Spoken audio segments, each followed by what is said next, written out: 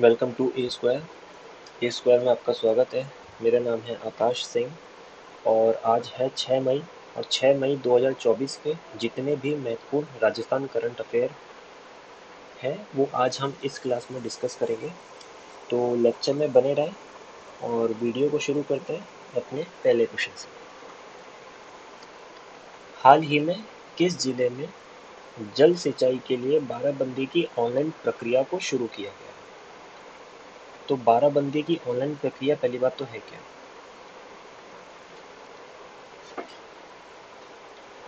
ये एक पारदर्शी ऑनलाइन प्रक्रिया है।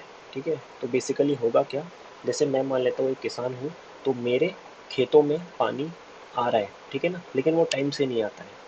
अब ये प्रक्रिया ऑनलाइन कर दी गई है तो किसान ऑनलाइन जान सकते हैं, ठीक है, कि कितना पानी आएगा खेतों के अंदर और किस समय पे आएगा, तो ये थोड़ा इजी हो जाएगा, ठीक है ना। तो ये पहले मैनुअली होता था, हाथ से लिखित तौर पे होता था, जिसमें गलतियाँ हो सकती थी, ठीक है, तो टाइम से पानी नहीं आता था। तो अब ऑनलाइन प्रक्रिया में ये थोड़ा ईजी हो जाएगा। अब जल सिंचाई बाराबंदी की ऑनलाइन प्रक्रिया जो है ये कहाँ शुरू की गई है, तो ये श्री गंगानगर में शुरू की गई है, ठीक है। तो बात करें ये बाराबंदी जो है, अ, इसकी प्रक्रिया ऑनलाइन जो है वो किसने विकास किया है इसका, ठीक है ना। तो ये सूचना विज्ञान केंद्र, जो अपना राष्ट्रीय सूचना विज्ञान केंद्र है, इसके द्वारा इसको विकसित किया गया। राष्ट्रीय सूचना विज्ञान केंद्र द्वारा विकसित किया गया। अब राष्ट्रीय सूचना विज्ञान केंद्र है कहाँ? जयपुर में है। बात करें इसका शुभारंभ, जो बाराबंदी है इसकी ऑनलाइन प्रक्रिया, इसका शुभारंभ जो है वो किसके द्वारा किया गया? तो श्री गंगानगर जो है उसके जिला कलेक्टर, जिनका नाम है लोकबंधु, ये यहाँ के जिला कलेक्टर हैं, इनके द्वारा इस प्रक्रिया को शुरू किया गया, ठीक है ना। तो बेसिकली तुम लोग को समझ में आ चुका है कि ये एक ऑनलाइन प्रोसेस है। हाँ, नहरों में पानी आने की या फिर अपने गांव में, खेतों में पानी आने की स्थिति को जान सकते हैं। बात करें इंदिरा गांधी नहर परियोजना, इंदिरा गांधी नहर परियोजना जो है वो कहाँ से शुरू होती है, उसकी शुरुआत कहाँ से होती है? वो होती है हरिके बैराज से। हरिके बैराज, हरिके बैराज कहाँ आता है? पंजाब।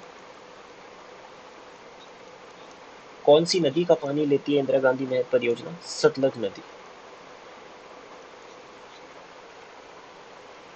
गंग नहर की बात करें, जो गंग नहर जो है उसके लिए सर्वाधिक लाभान्वित जिला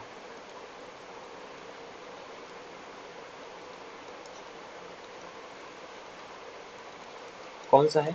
श्री गंगानगर। श्री गंगानगर जो है गंग नहर का सर्वाधिक लाभान्वित जिला है। इसकी शुरुआत, गंग नहर की शुरुआत कब हुई थी? 1927 में। और किसके द्वारा की गई? महाराणा गंगा सिंह के द्वारा। महाराणा महाराजा गंगा सिंह द्वारा। महाराजा, ठीक है, महाराजा गंगा सिंह द्वारा। जाखम परियोजना, ऑब्वियसली जाखम परियोजना नाम से पता लगा है, जाखम नदी पर है, लेकिन किस जिले में है? तो प्रतापगढ़ में। प्रतापगढ़ में। तो ट्रिक याद रख लेना कि प्रताप को जखम हो गया। राजीव गांधी नहर परियोजना, सिद्धमुख नहर परियोजना, एक ही बात है। कहाँ पर है? नोहर हनुमानगढ़ के अंदर। राजीव गांधी नहर परियोजना जो है इसका शिलान्यास कब हुआ था और किसके द्वारा किया गया था? तो राजीव गांधी द्वारा किया गया था। और कब हुआ था? 5 अक्टूबर 1989, उस समय के पीएम थे। बीसलपुर परियोजना, जो बीसलपुर बांध है उसका पानी, ये परियोजना किन जिलों के अंदर पानी की आपूर्ति करती है? तो पहला जिला हो चुका है अजमेर, दूसरा जिला है जयपुर, तीसरा टोंक। अब इन तीनों में से जो है वो कहीं बीसलपुर परियोजना है। इन लोगों को जैसे पता होगा टोडा रायसिंग टोंक,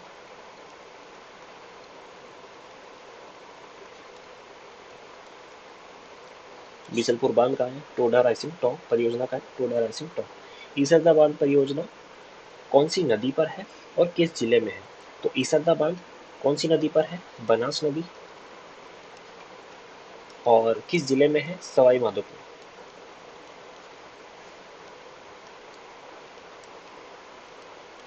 अब नाम से तुम लोग को पता लग जाएगा, आइडिया लग जाएगा। अब ईसरदा में ई आ रहा है और सवाई माधोपुर में भी ई आ रहा है, तो बन जाएगा सवाई माधोपुर में है और बनास नदी का पानी आता है।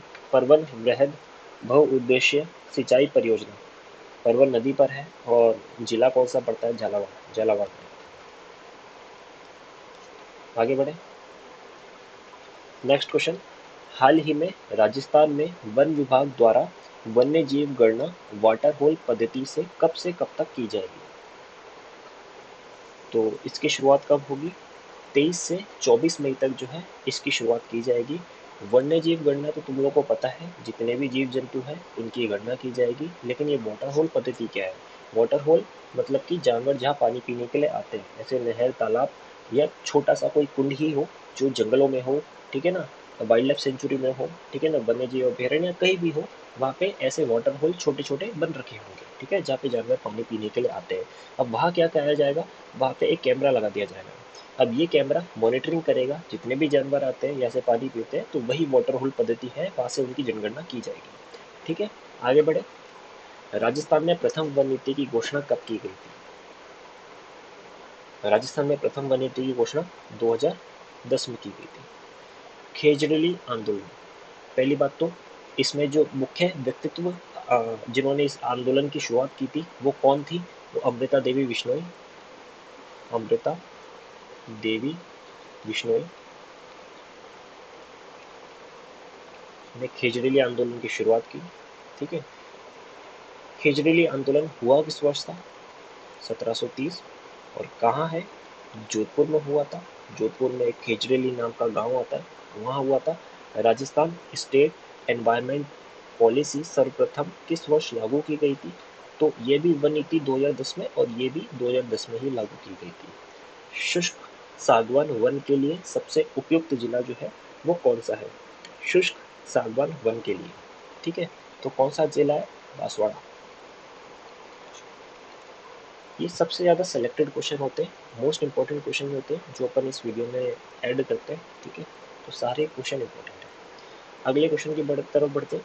राजस्थान में आखा तीज के अवसर पर होने वाले बाल विवाह को रोकने के लिए राजस्थान हाई कोर्ट ने किसे जिम्मेदार ठहराने के निर्देश दिए? तो आखा तीज, सबसे पहले तो बात करें आखा तीज की, तो आखा तीज वो पंचांग कौन सा पड़ता है जिस समय आखा तीज मनाई जाती है? तो अभी चल रहा है वैशाख शुक्ल तृतीया, सबसे बड़ा सावा होता है ये। वैशाख शुक्ल तृतीया आखा तीज, इस समय सबसे ज़्यादा बाल विवाह होते हैं। और बाल विवाह देखा जाए तो सबसे ज़्यादा ग्रामीण इलाके के अंदर सबसे ज़्यादा होते हैं। तो इसलिए जो पंच और सरपंच है इनको राजस्थान हाई कोर्ट ने जिम्मेदार ठहराने के निर्देश दिए कि बॉस, अपने अपने गांव में तो बाल विवाह होने नहीं चाहिए। तो आखा तीज याद रखना, वैशाख शुक्ल तृतीया को आती है। पंच और सरपंच को जो है वो जिम्मेदार ठहराया जाएगा। आगे बढ़े। तिलवाड़ा का मेला कहाँ लगता है? बाड़मेर। शीतला माता का मेला चाकसू जयपुर। केला देवी, केला मैया, केला देवी का मेला करौली। करणी माता बीकानेर, बीकानेर देशनोक बीकानेर, इसको देशनोक बीकानेर कर लेना, करणी माता, ठीक है ना। जीण माता का मेला सीकर, जीण माता में बड़ी की मात्रा आ रही है, सीकर में भी आ रही है, याद हो जाएगा। डिग्गी कल्याण जी का मेला टोंक, टोडा राइसिंग टॉप करना है इसको, Toda rising top, Toda rising top में। व्रतहरी का मेला अलवर में। सीताबाड़ी का मेला बारह में। ये इम्पोर्टेंट है, क्यों? क्योंकि अभी रिसेंटली पेपर में कई बार पूछ लिया गया है। सीताबाड़ी मेला जो है वो कहाँ लगता है? बारह में। बाण गंगा मेला जयपुर में। मातरकुंडिया मेला चित्तौड़गढ़ में। चंद्रभागा पशु मेला झालरा पाटक झालावाड़ में। ये भी इम्पोर्टेंट रखना, ठीक है, ये भी पूछा गया है रिसेंटली पेपर में कई बार। रामदेव जी का मेला रामदेवरा जैसलमेर में। तेजा जी पशु मेला परबसर नागौर, ये राजस्थान का सबसे बड़ा पशु मेला भी है। बेणेश्वर धाम, बेणेश्वर मेला आदिवासियों का कुंभ और डूंगरपुर में जो है वो लगता है। ठीक है, आगे बढ़े। हाल ही में किस जिले में नंदसी नंदसी मतदान केंद्र में पुनर्निर्माण जो है वो समाप्त हुए? ठीक है, हाल ही में किस जिले के नंदसी मतदान केंद्र में पुनर्निर्माण जो है, पुनः मतदान जो है वो समाप्त हुए? तो नंदसी मतदान केंद्र कहाँ आता है? अजमेर में। तो 26 अप्रैल को अपने राजस्थान में जो चुनाव हुए थे उसका दूसरा चरण था। दूसरा चरण था। यहीं पर ही एक नंदसी मतदान केंद्र है जो कि अजमेर में पड़ता है। यहाँ पर क्या हुए थे? बूथ संबंधित दस्तावेज थे, वो खो गए थे या फिर गुम हो गए थे। इसी वजह से जो है यहाँ पे दोबारा से री इलेक्शन या पुनः मतदान जो है वो करवाए गए थे। ठीक है, आगे बढ़े। अनूपगढ़ को किन जिलों से अलग करके नया जिला जो है वो बनाया गया है? तो अनूपगढ़ जो है, अच्छा एक जिले से नहीं, दो जिलों से मिलकर बनाया गया है। ठीक है ना, तो जिसमें से एक तो है वो आपको पता होगा, श्री गंगानगर। लेकिन दूसरा जिला कौन सा है? बीकानेर। महाजन फील्ड भी बीकानेर में आती है। ठीक है ना, तो श्री गंगानगर जो है इसकी 5 तहसील प्लस बीकानेर जो है इसकी 2 तहसील को मिला के अनूपगढ़ जिला जो है वो नया बनाया गया है। ठीक है ना, राजस्थान में 50 जिले नए बन चुके हैं, तो उसमें से एक अनूपगढ़ भी है। तो अनूपगढ़, श्रीगंगानगर प्लस बीकानेर, इन 2 जगहों से मिलके, 2 जिलों से मिलके नया जिला बनाया गया है। क्षेत्रफल की दृष्टि से सबसे बड़ा जिला कौन सा है? राजस्थान। सीटी परीक्षा में ये क्वेश्चन छपा था। क्षेत्रफल की दृष्टि से भारत का सबसे बड़ा जिला है कच्छ, गुजरात का कच्छ। राजस्थान का कौन सा संभाग राज्य में सर्वाधिक क्षेत्रफल घेरता है? तो राजस्थान का सबसे बड़ा संभाग कौन सा है? जोधपुर संभाग। 21 जून योग दिवस। 21 जून को सूर्योदय या सूर्य राजस्थान के किस जिले में लंबवत चमकता है? ठीक है, तो वही जिला होगा जो भूमध्य रेखा के सबसे नजदीक होगा। ठीक है, कौन सा जिला पड़ता है? बांसवाड़ा। तो बांसवाड़ा करेक्ट आंसर होगा। आगे बढ़ते हैं अपने अगले क्वेश्चन की तरफ। प्रसिद्ध मैगजीन फोर्ब्स एडवाइजर ने वर्ष 2024 में मई माह में घूमने के लिए देश के सर्वश्रेष्ठ 8 शहरों में से राजस्थान के किस शहर को शामिल किया है? ठीक है, तो प्रसिद्ध मैगजीन कौन सी है? Forbes Advisor. अब इसके द्वारा जो राजस्थान का कौन सा जिला देश के सर्वश्रेष्ठ 8 शहरों में शामिल किया गया, तो हर बार की तरह उदयपुर को शामिल किया गया है। उदयपुर के बारे में थोड़ा जान लेते हैं। तो ये अपना जिला दर्शन है आज का। पहला जिला है उदयपुर। तो उदयपुर की स्थापना बात करें किसने की, तो महाराणा उदय सिंह। महाराणा उदय सिंह द्वारा।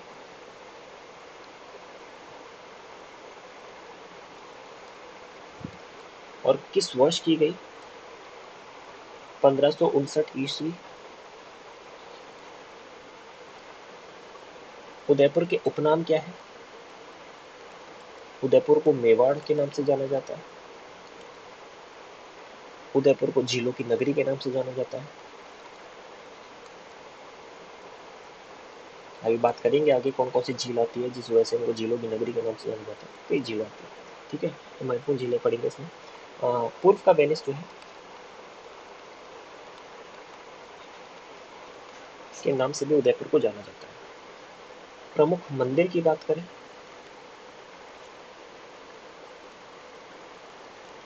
तो उदयपुर में प्रमुख मंदिर कौन से पड़ते हैं? जगत अंबिका मंदिर, मोस्ट इंपॉर्टेंट।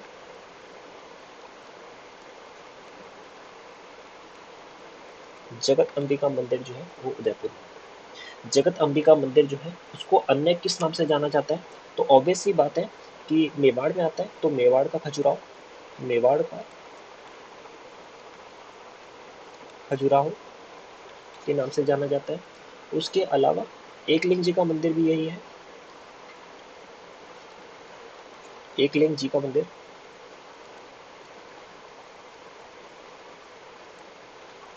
इसकी मंदिर का निर्माण जो है वो किसके द्वारा किया गया था और कब किया गया था? 734 ईस्वी में इस मंदिर का निर्माण किया गया था और किसके द्वारा किया गया था? बप्पा रावल द्वारा। बप्पा रावल या कालभोज द्वारा। बप्पा रावल को कालभोज भी कहते हैं। बात करें प्रमुख स्थल या आके, तो झीलों की नगरी है तो झील कैसे पीछे जाएगी? तो पिछोला झील उदयपुर में है। जयसंबंध झील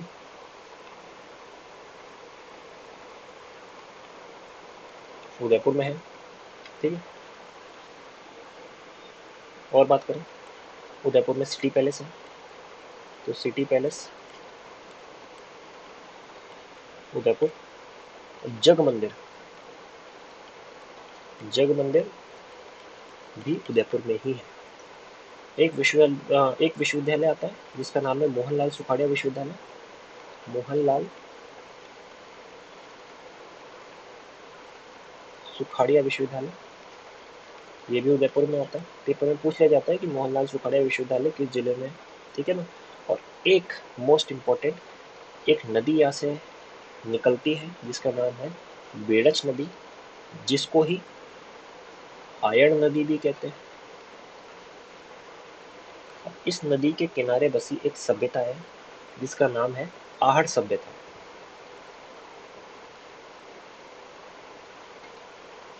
तो मोस्ट इम्पॉर्टेंट, आहड़ सभ्यता, आहड़ सभ्यता किस नदी के किनारे बसी हुई है? तो वो है आयड़ नदी या बेड़च नदी। तो लेक्चर आप लोगों को कैसा लगा? I hope you like the session. तो लेक्चर को एंड करते हैं। धन्यवाद।